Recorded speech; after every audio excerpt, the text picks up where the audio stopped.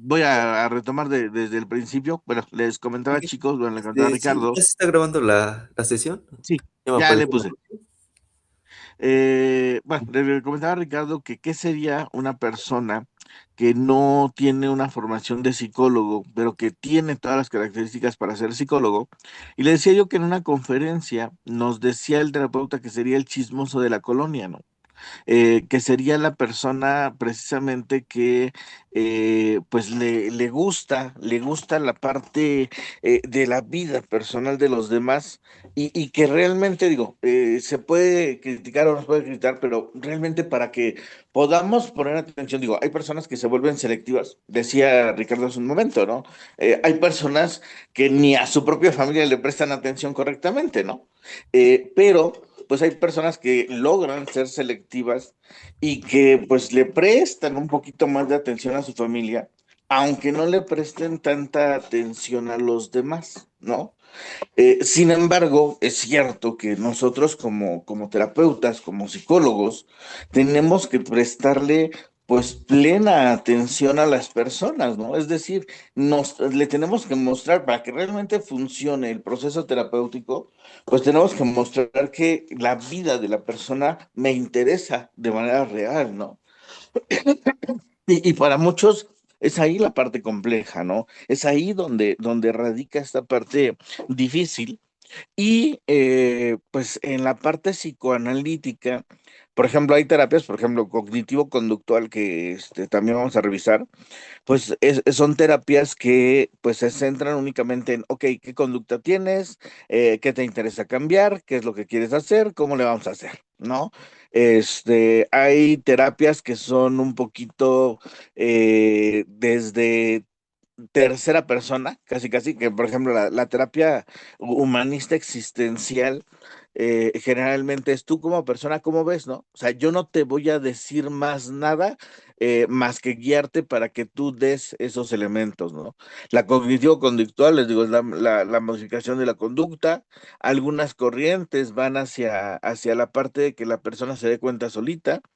El psicoanálisis es una terapia, recordemos, por ejemplo, el psicoanálisis, una de las cuestiones más comunes que hoy en día asociamos con la cuestión del psicoanálisis es el diván, ¿no? Sin embargo, el diván no surge para darle comodidad a los pacientes, ¿no? El diván surge para poder estar con el paciente sin que haya tanto contacto, ¿no? De esa manera no existía un contacto físico, no existía un contacto directo y había menos riesgo de que hubiera transferencia o peor aún, contratransferencia, ¿no? En ese sentido, y es parte de lo que vamos a ver ahorita, el psicoanálisis sí es muy hermético, sí es muy tajante en la cuestión de los procesos y la evolución que ha tenido el psicoanálisis a partir de las diferentes escuelas que lo conforman, pues es bastante interesante. Eh, Sin embargo, también aplica otra frase que en algún momento me decía un maestro, un psicoanalista, él es freudiano, eh, y él decía, ¿no? Dice, puedes estar a favor de Freud o en contra de Freud, pero jamás vas a poder estar sin Freud, ¿no? Porque, pues generalmente los que están en contra de Freud, chocan con los procesos que Freud dice, ¿no? Incluso a veces no volteamos a ver nuestra propia realidad, nuestra propia existencia, y ahí hay cosas, ¿no? Ahí, decían por ahí, la mente sabe cosas, ¿no? Entonces, es bien importante que empecemos a ver, que empecemos a delimitar todas estas estructuras y que veamos cómo efectivamente, ¿no? El psicoanálisis, uno, va a permear toda la psicología y todo el mundo de la psicología va a estar con ciertos elementos de Freud, inclusive los sexuales, porque aunque los queramos sacar y digamos, no tiene nada que ver o no es así, la realidad es que tarde o temprano nos encontramos con algún aspecto de sexualidad que tiene que ver directamente con los postulados de Freud, ¿no? Eh, Ahorita vamos a ver precisamente algunas de las corrientes. Vamos a ver precisamente Freud, por ejemplo, ahí les decía, creo que les mandé el enlace y si no se los mando en un ratito, la película de Freud, eh, Pasión Secreta, que es una película de los, creo que los 60 donde narra precisamente qué tan impactante es este proceso y cómo en el momento en el que Freud se da cuenta que su realidad también está permeada por lo que él está estudiando, estuvo a punto de renunciar al psicoanálisis, ¿no? Porque, pues sí, cuando te das cuenta que dicen por ahí, ¿no? Lo que te choca, te checa. Pues tiene mucho que ver con este proceso, ¿no? Entonces, vamos a ver, ¿no? Primeramente, pues entendamos y recordemos un poquito de Freud y de la escuela psicoanalítica. Eh, yo creo que todos lo sabemos, yo creo que todos lo hemos podido visualizar. Freud básicamente crea el primer proceso terapéutico formal completo, ¿no? Él es el que estructura todo y lo mejor de todo, lo más complejo de todo, es que genera un método que es prácticamente apegado al método científico para darle validez a los procesos terapéuticos, ¿no? Y voy a insistir que vean por ahí la película de Pasión Secreta, está en Facebook hasta gratis. Eh, pero sí, ¿no? O sea, es un área de la psicología que se tuvo que armar para enfrentar a la medicina, ¿no? Cuando hoy en día sigue siendo muy hermética la medicina, cuando hoy en día la medicina sigue descartando mucho el trabajo del psicólogo, afortunadamente ya más médicos nos permiten acompañarlos en el proceso y las soluciones son incluso más rápidas, ¿no? Entonces, esta parte del psicoanálisis, recordemos que Freud, Sigmund Freud, establece estos fundamentos destacando la relevancia de los procesos inconscientes y el desarrollo infantil como un determinante para lo que va a ser nuestro comportamiento como adultos, ¿no? El método terapéutico que él desarrolla se centra en el análisis de los sueños y en lo que son actos fallidos. Esta parte está buenísimo. El análisis de los sueños o interpretación de los sueños que él manejaba no es como una lectura de tarot, o como que también tiene su fundamento, lo vamos a ver ahorita con Jung, pero Era un este libro que análisis de sacó, ¿no? sueños habla. Dime, dime. Fue un libro que sacó, ¿no? En 1900, creo, La interpretación de los sueños, ¿no? Así es, la Entonces, interpretación de los sueños es el uno, psicoanálisis. es como un libro que hay que leerlo, está muy bueno. Una vez que lo lees, empiezas a darte cuenta de que lo que soñamos, pues tiene mucha explicación lógica, ¿no? Entonces, vale la pena leer ese libro, ¿no? Entonces, analiza los actos fallidos. Por ejemplo, dice esta cuestión, ¿no? Y Freud marca muchísimo esta cuestión, ¿no? Si tú vas un día en la calle, te caes y te fracturas o te lesionas el pie, es un acto fallido. ¿Por qué? Porque cuántos años, cuántos días llevas caminando en esa ruta y nunca te pasa nada, ¿no? Y de repente un día vas caminando por el mismo lugar y la coladera que lleva ahí 30 años sin ser arreglada hace que te tropieces y te lastimes o fractures el pie, ¿no? Y ahí Freud prácticamente nos dice que esa parte es prácticamente y netamente un acto fallido, ¿no? Es algo que tú estás provocando para evadir la realidad, ¿no? Resulta que traes broncas con el jefe, resulta que tienes alguna situación, resulta que van a modificar algo que no quieres. O sea, muchas cosas nos llevan a este tipo de actos fallidos, ¿no? Inclusive analicemos y tenemos la oportunidad de ver a alguna persona que se haya lesionado, de ver a alguna persona con algún accidente o algo.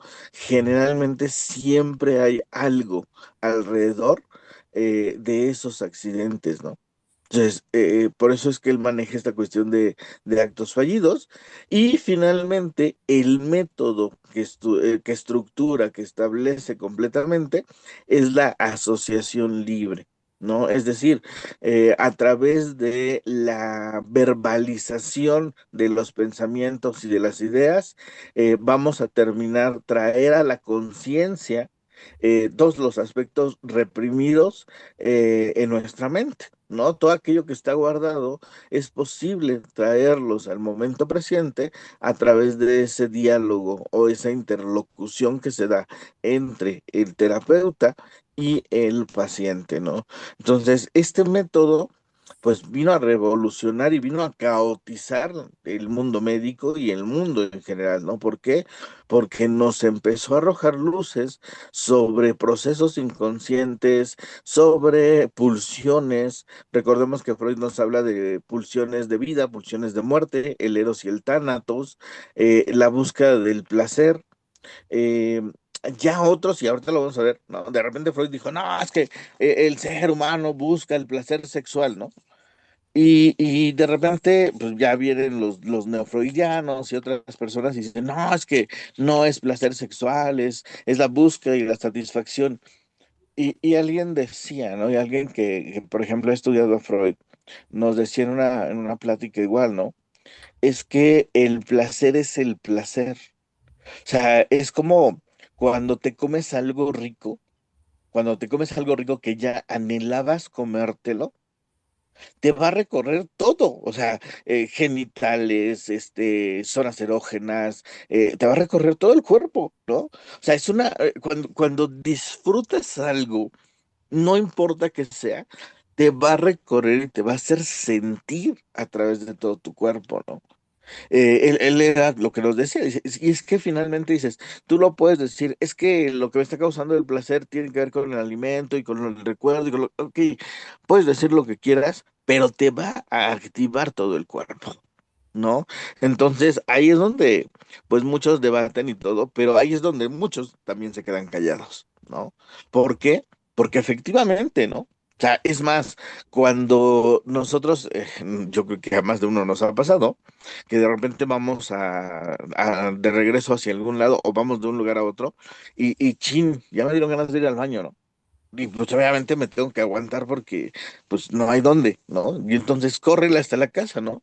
Y cuando llegamos a casa, híjole, vamos al límite, llegamos a esa descarga. Es una descarga de energía que se vuelve en una descarga placentera, ¿no?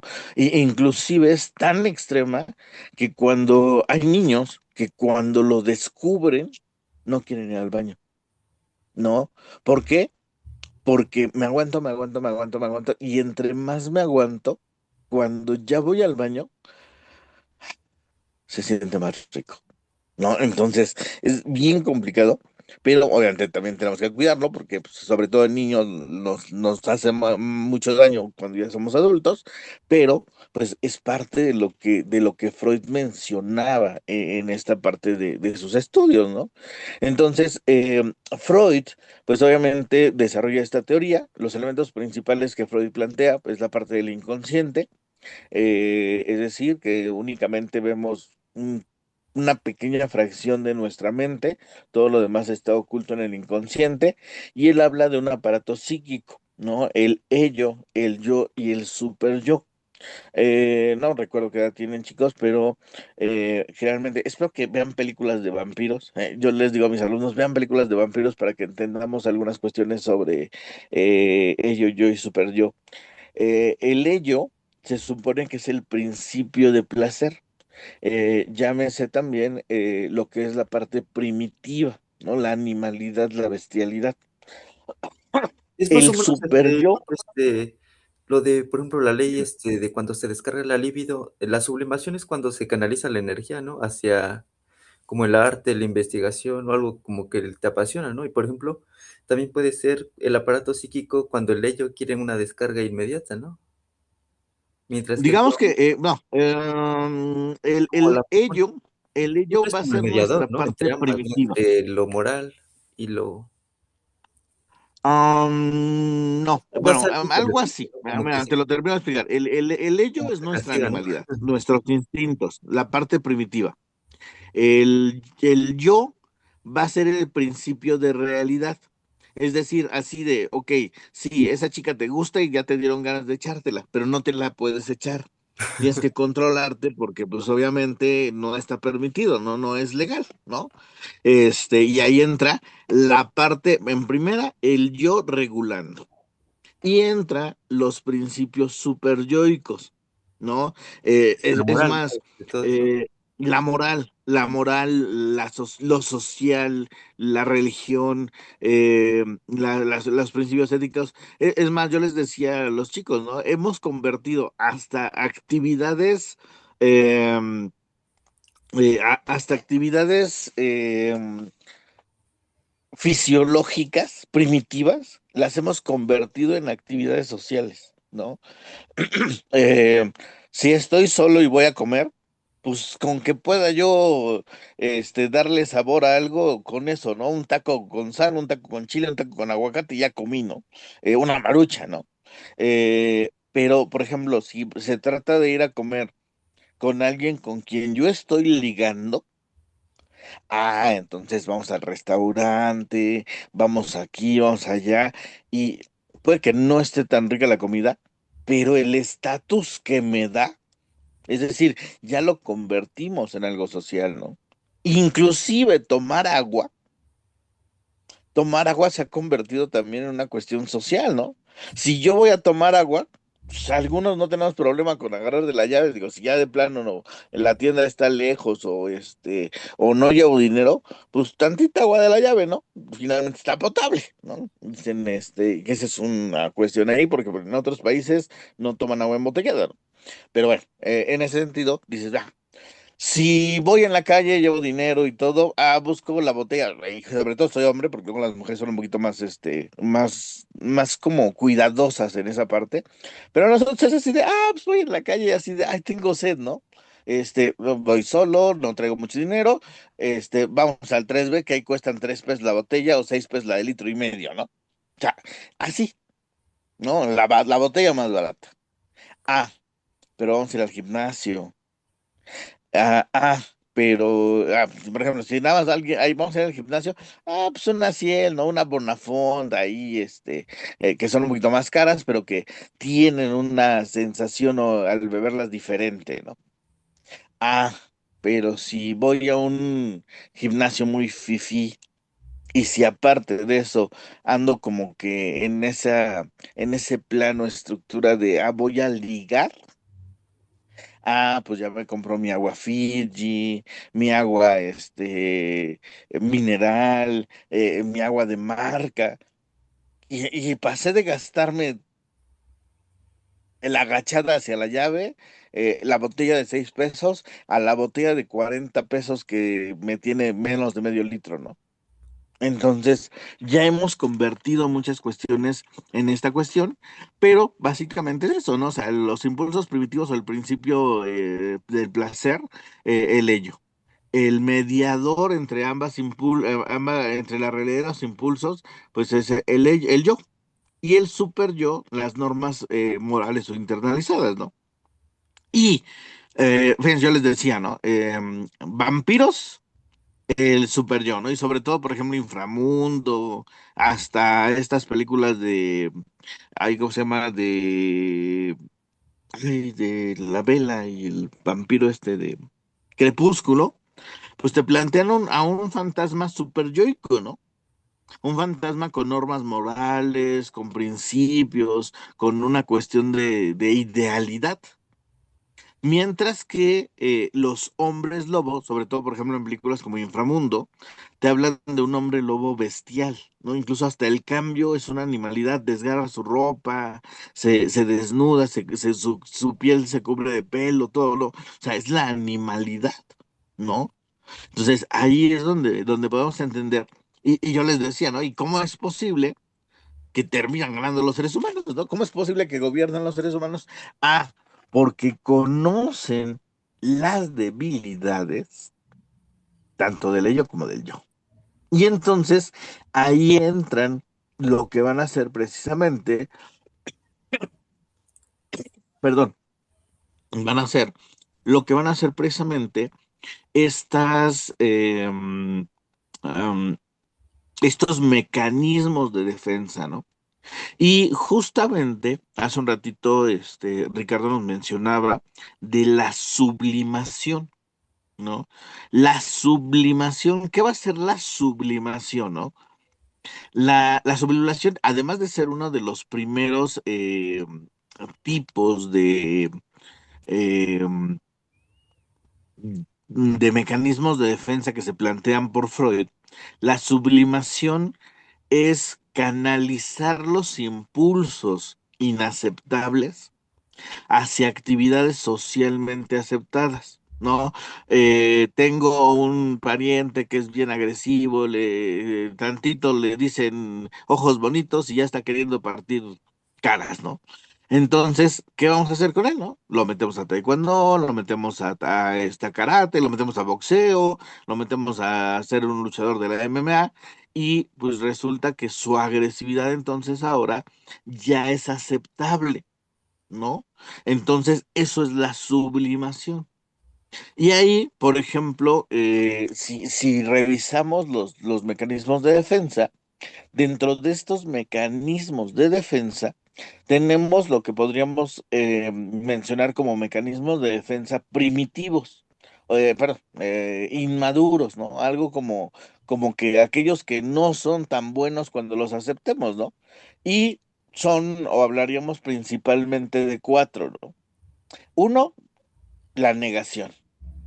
Oye, es que tú hiciste esto, ¿no? Fíjate, o sea, se echó una chela, se tiró al novio de su amiga. Y al otro día es así de, oye, ¿te acuerdas? No me acuerdo de nada. No sé qué pasó, ¿no?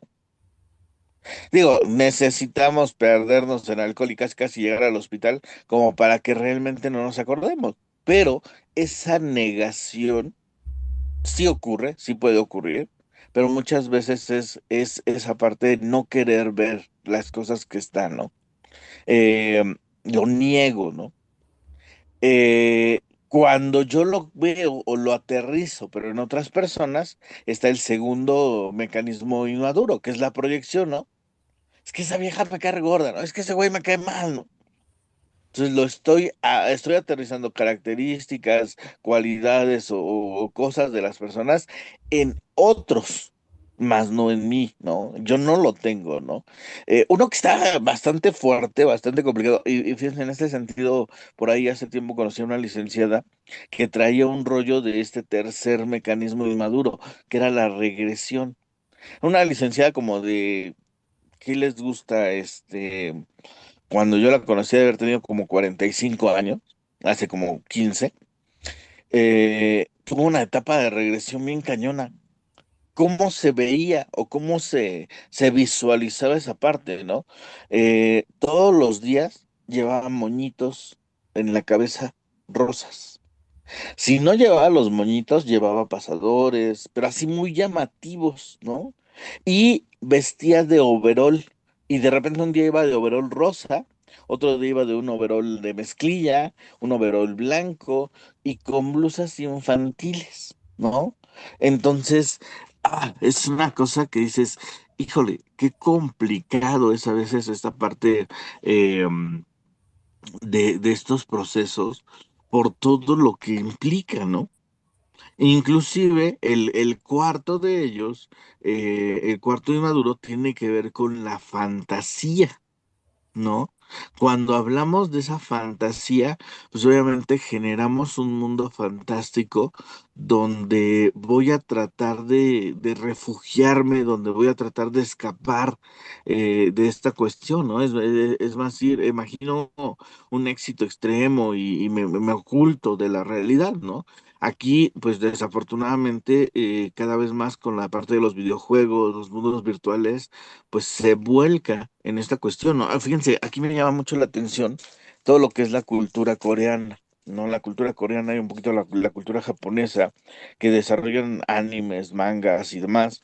Eh, Ellos tienen una cuestión extrema para trabajar, incluso extrema para vivir. Hay muchas personas, muchos chicos, chicas, que viven en menos de 1,5 metros cuadrados, ¿no? O sea, es cañoncísimo todo lo que tienen que sobrellevar para subsistir, para poder ganar dinero. Y uno de los animes más comunes y más gustados por lo que es esa zona es, por ejemplo, le llaman ellos los isekai, ¿no? Que es la ilusión o el sueño del protagonista de ser un oficinista matado, es decir, le tiene que trabajar para medio sobrevivir y ser maltratado, y de repente viaja a un mundo fantástico, ¿no? Entonces, ahí es una forma de vivir esa cuestión, ¿no? Eh, También estamos hablando, estos son los cuatro, ¿no? Los cuatro mecanismos de defensa más inmaduros: la negación, la proyección, la regresión y la fantasía. Luego de esto, tenemos los que son neuróticos, que generalmente estos neuróticos van a generar más caos, ¿no? La represión, cuando no trato de dejar salir. O sea, ahí, por ejemplo, tuve una paciente que ella, por ejemplo, hasta los 18 19 años, vivió una vida muy loca, ¿no? Muy acelerada, ¿no? Eh, Sexo casi casi con el que se encontrara, desgorres, un montón de situaciones, y de repente, ¡pum! Llegó a un extremo en el que pues ya no quiso, ¿no? Y de repente dice, no, el sexo es malo, el sexo es algo horrible, no voy a tener ningún tipo de contacto, ¿no? Y entonces ella se aleja de esa parte sexual y empieza a presentar problemas fisiológicos. Incluso podríamos hablar de desplazamiento, que es nuestro segundo mecanismo, ¿no? La represión, por ejemplo, cuando impulsamos a la conciencia pensamientos o recuerdos dolorosos, ¿no?